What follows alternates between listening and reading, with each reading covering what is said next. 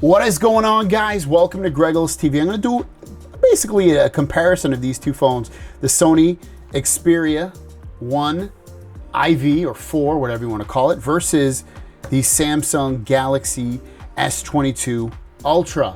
And these phones have some similarities and some differences, and I want to go through them and ultimately tell you which I think is a better buy off these. Now, I do want to tell you that this Samsung phone works great in America. It's built for American networks. This Sony one isn't fully out in America yet. It'll be out, I believe, in September. So this is the international version of the phone. So just keep that in mind as you watch this video. But beyond that, everything else should be pretty much the same when you get the American version. But the carrier support will definitely work a lot better than this one does. And so let's take a look at this one. So this is a very traditional Sony type phone look. If you've seen Sony Xperia phones in the past, kind of looks similar. You get the Sony branding right there. It's like a kind of a mattish black type look back there. You get your fingerprint sensor on the side, volume buttons, and that also doubles up as a power button right there. Nothing on the other side. You do get a headphone jack. That's right, this is a premium phone. You get a headphone jack in here, pretty crazy. At the bottom, you do get a USB-C port. And you can also, look at this, without even taking, I don't need a pin puncher or anything, I can pull this directly out and I can put in my SIM card and my micro SD card expansion on here so that I can add additional storage in here. I don't have to buy additional storage if I don't want to. I can do it all through that. So yes, this has, that's right, two things that a lot of people on Samsung phones want: a headphone jack and micro SD card expansion. Here is the Galaxy S22 Ultra phone that's been out for a bit now.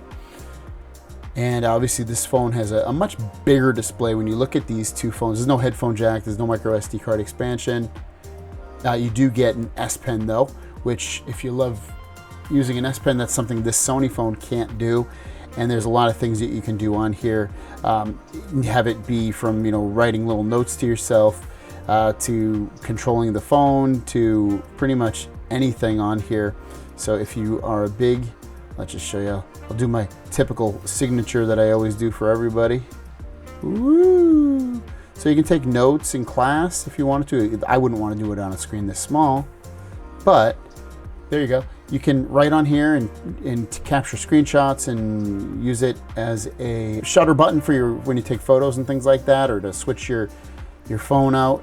So just a few quick specs: 6.5-inch screen, 6.8-inch screen. You do get up to 12 gigabytes of RAM on both of these devices, especially if you go with one of the higher range devices on here. If you go to the base, it only has 8 gigs. As for storage, this one has 256, and I believe the American version, when it comes out, will have 512. This comes in at 128 all the way up to 512 gigs of storage. So let's talk about the displays here. This actually can go up to 4K resolution, whereas the Samsung one's 2K plus. Both of them are Super AMOLED displays. The Samsung one does look brighter, and I gotta be honest with you, it looks better too. I know sometimes the Samsung one, the Sony one, actually won't be in 4K. It only does it at certain times, such as watching a 4K video. The Samsung one is always going to be in 2K plus, unless you lower the resolution, and you can do that on this phone. But ultimately, I have to admit, just looking at these displays, and this is just this, but I've been using these phones for a bit. I have to admit, I think the Samsung one looks better. It gets brighter. The whites look better. They're just more white to me, I guess. The quality of the display, both look fantastic. But I don't know, for me, I think the Samsung looks better. Even though this is 4K and this is 2K, I'd give the display win to Samsung. It's going to be a matter of, especially at this level, it's going to be a matter of opinion, which one you like. But for me, I think the Samsung looks better. I'll play a video real quick so we can get some sound. What is going on, guys? Welcome to Gregos TV Daily, your source for daily tech news. Make sure you subscribe so you know what's going on in the world of tech. How is everyone doing? Tech news. Make sure you subscribe so you know what is going on, guys. Welcome to Gregos TV Daily, your source for daily tech news. Make sure you subscribe so you know what's going on in the world of tech. How is everyone doing? Down below. With that said, let's jump into the Q&A portion of the video and drop that. First question. All right, so we heard that. Let's go up to here for the Q&A part. It's down below. With that said, let's jump into the Q&A portion of the video and drop that. First question. All right, let's play some music.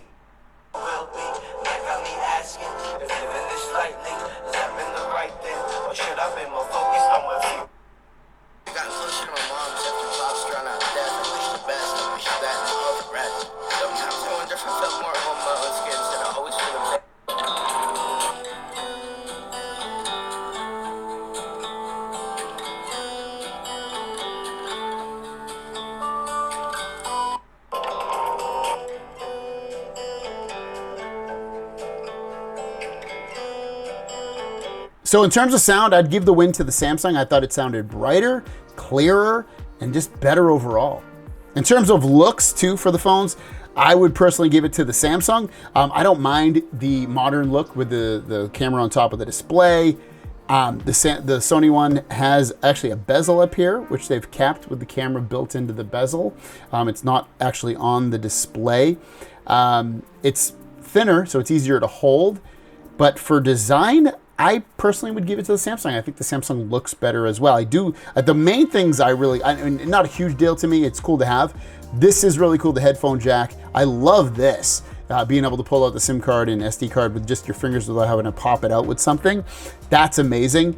I'm not a big S Pen user, so that part of the design and feature doesn't blow me away, but just looks overall, I'd give it to the Samsung. Now, what about the cameras? Which camera looks better? I'm gonna show you some photo samples that I took with the front and back cameras.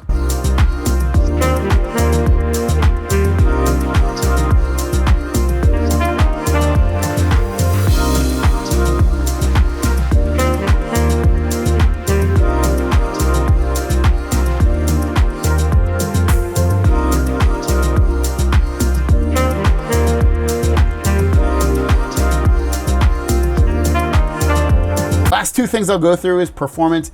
You're gonna get great performance on either one of these phones. Both of them are really, really good. Snapdragon 8 Gen 1 on the Sony one, and same in the Galaxy S22 Ultra. Both of them open up fast and get through apps really quick. They can game, they both have 12 gigs of RAM. All that stuff's great. I have personally had some overheating issues with the Sony one just in day-to-day usage. It gets pretty warm. That's kind of troubling. I know some people have had heating issues as well with the Samsung one, and a lot of people attribute it to the Snapdragon 8 Gen 1 processor. I haven't used this phone as my main phone 365 days a year, even though it hasn't been out even a year, but I haven't done that. So for me, this really hasn't overheated me in terms of giving me warnings like this phone has. I felt it warm, but generally I feel like this phone has done me better, and I trust it way more in situations with not overheating, especially when using the camera versus the Sony one. Software, both are kind of different. So Sony almost runs a bare bones type of Pixel type software. It is Android, obviously, but it looks a lot like the Pixel software. The big differences are in the camera app, which I'll be honest, it's a little bit too technical for me for what I like. I don't really like it. I find it a little bit confusing. I like the way almost everybody else does it. So you might love it. I'm not a huge fan of it, but that's one thing. And then when you go in here, it runs great, don't get me wrong. And you get display settings, some interesting display settings on here, such as image quality settings and creator mode and things like that to change your settings of how the display looks. A lot of them are just basic Android stuff that would be on the Pixel, but there's some other stuff sprinkled in here as well to give you a different feel for it. Samsung has everything in the kitchen sink from a theme store, widget store, theme store that you can download widgets, themes and wallpapers and icons and always on displays and things like that. You also have tons of settings in the just the plain old settings in here. You have tons of things that you can do from advanced features. You have the S Pen, remember. There's tons of stuff in here. Like, probably it would scare you away, but I just personally find the Samsung software just a little bit more pleasing and more functional. And also, You can customize it more if you want. Fingerprint sensor. I am not a big fan of the under display fingerprint sensor on the Galaxy phone. It works pretty well though, don't get me wrong. I just don't really love it there. I really like it on the side here. So for me, I don't know, it's tough to choose like, oh, I love this one, because I kind of find the Sony one, I don't know, something about it that I don't absolutely love either, even though it's on the side there. It's a toss-up, honestly. I guess, though, I'd give it to the Sony one just because that is on the side there, and I prefer that more. So overall, which one should you buy? It's a tough one, but I think ultimately I would recommend the S22 Ultra. It's more reliable. It's got a nice bigger screen. It has the S Pen if you want to use it. You don't have to use it. The performance is really good. It's, I feel like, better with hot situations, which couldn't be a takeaway for the Sony one. It's got tons of software features. It looks great. You're going to get support for years and years to come with software. So I think the Samsung Galaxy S22 Ultra is the better buy, but this has a lot of cool things going about it. It can take some nice photos and videos. I love popping this out to put in extra storage if I want, or to change my SIM card on a whim. It's not a bad looking phone. It's got a great screen. Speakers are decent. Performance is good. So it's not a bad phone. I just think that S22 Ultra is a better one to choose for most people. Have a great day. We'll see you down the road. Peace.